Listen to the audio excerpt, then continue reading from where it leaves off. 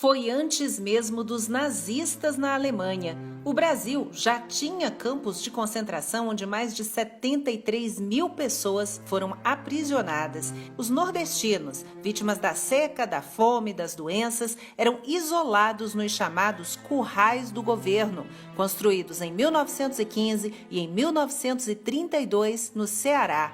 Nos anos 30, a capital, Fortaleza, passava por um grande processo de urbanização, que era a tendência no mundo naquela época, com belas praças, iluminação pública, ruas largas, avenidas limpas. E com a chegada dos retirantes que fugiam da seca no interior, a população passou, de repente, de 20 mil para cerca de 130 mil pessoas.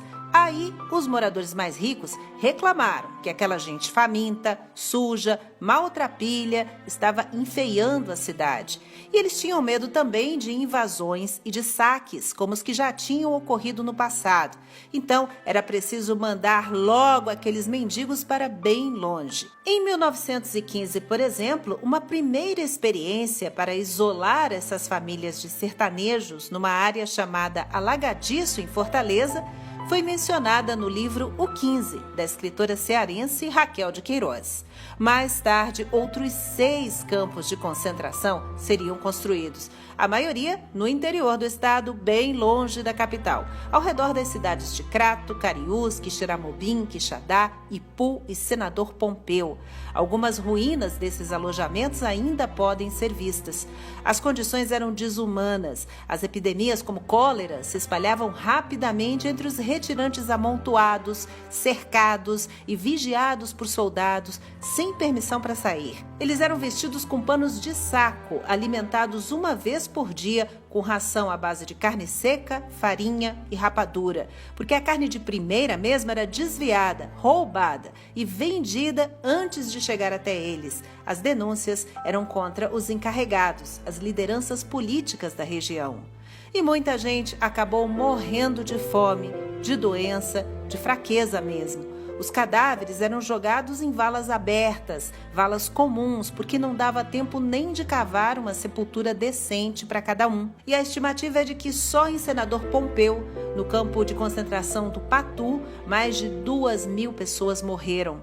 Até hoje, uma caminhada dos moradores do município homenageia essas vítimas do flagelo uma vez por ano. A estiagem no Nordeste é periódica. Ela sempre volta para assustar o povo. No Ceará, é especialmente cruel.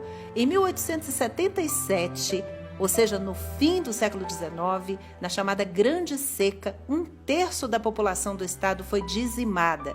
Essas imagens aí de crianças famintas e esqueléticas foram exibidas no Brasil e no mundo na época e causaram escândalo.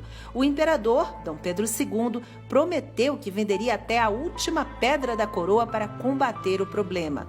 E começou aí a construção dos açudes e a migração dos nordestinos. Milhares foram para a Amazônia servir de mão de obra na extração da borracha. A cada nova estiagem, o governo então criava frentes de obras. Muitos sertanejos foram empregados, por exemplo, na abertura da Estrada de Ferro de Baturité, no Ceará.